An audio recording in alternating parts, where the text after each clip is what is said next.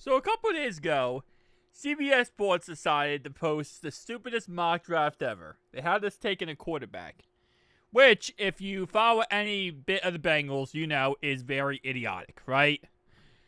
ESPN decided to say, hold my beer, but in a positive way, because they actually gave us a pretty damn good mock draft. Interesting one. Took a little bit different of a direction than most would, but still a pretty good one.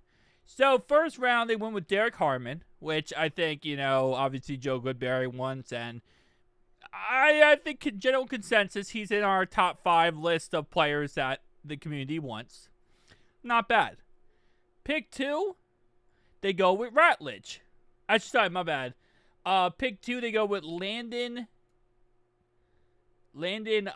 Jackson. Now, this is a guy we talked about many times before. He is an edge rusher. Pretty damn good player. Let me actually pull up his profile here.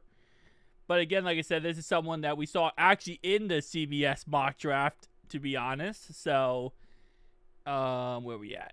There we are. And let's go to this. Bam, bam, bam. And let's pull him up. So, I believe he's on the edge rusher. Right here, yes. So this is our second round pick, according to ESPN. He's 6'7", 280. Okay.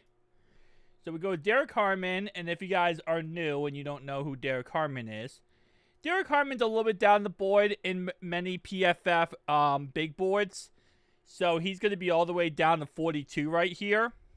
Still a really good player. He is a 1 year of notable production, but the season showcased a player with a high football IQ, consistent competitiveness, and NFL quickness. So, still a very good player. Definitely a little bit down the board for a first round pick, but that's PFF big board. Doesn't mean anything when it comes to NFL teams. NFL teams have their own big board. So, it is what it is. All right, so 3rd, 4th, 5th, and 6th. This is where they have us going interesting. So they do have us going with Ratledge, right?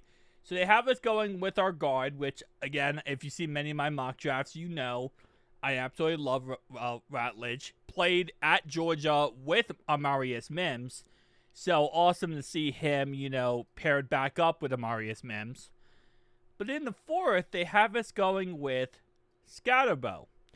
Now, if you've seen my very beginning in this mock draft series or era, you could say this year, I had us taking Scatterbo in the 2nd round. And after realizing that you can get him probably in the 3rd or 4th round, I kind of pulled off on that idea. But he is a guy that I will say, if we got him in the 4th round, I wouldn't be upset at all. I love Scatterbo personally. I know there's some stuff around him that people don't like, but I personally love Scatterbo. I think he's a great running back. I think he's, across the board, him and Judkins are probably my favorite running backs in this upcoming draft class. So it's Scatterbo number 1 and then Judkins number 2. So kind of interesting, though, taking a running back in the 4th round. Not a bad idea. Again, I know we just restructured the contract yesterday with Zach Moss, but still a really good player. All right, so next on the list here, they have us going with LSU cornerback Zy Alexander and then Clemson safety RJ Mickens.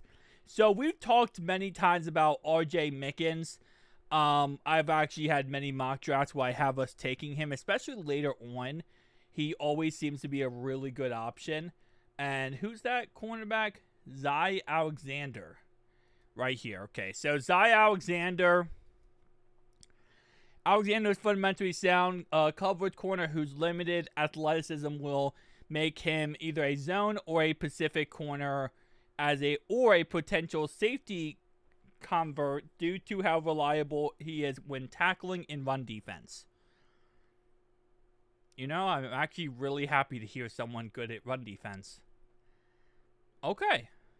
And then they have us going with Mickens, which again, like I said, talked about many times, but just to show them off again. Let me go there. And Where are you? RJ Mickens right here. So this is what they have us going with.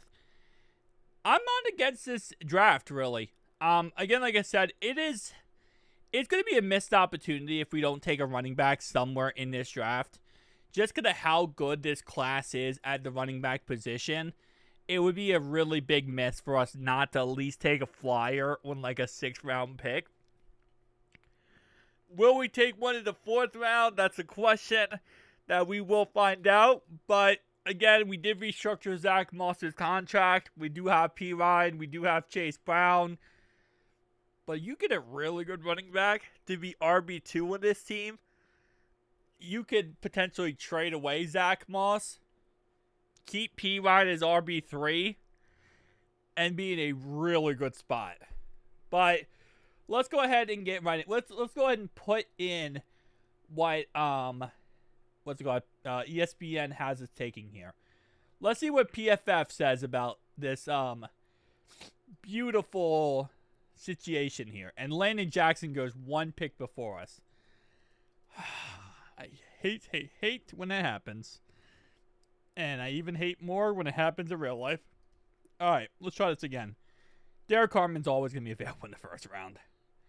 Any draft you do, he's like pick 40 on the big board, so he's always available. Landon Jackson goes again. Okay, so he's going right before our pick. Alright, so I'm going to have to go edge rusher here. I'm just going to go with Prince. Because for some reason, we're not able to get him. And also, I don't think we're going to be able to get Scotabo in the 4th. That's another thing that's... ESPN doesn't go off, obviously, off of PFF's big board. But they have their own big board they go off of, so... Yeah, actually, now that I think about it, we're not going to be able to probably get any of these guys. Because this is ESPN. But still... And if I go with other players, it just doesn't really make sense because it takes away from the concept. I would not mind Scotabo on our team. Him and Chase Brown, RB1 and RB2 would be so freaking nice. Tell me down below your thoughts and opinions, guys. Make sure to like and subscribe down below.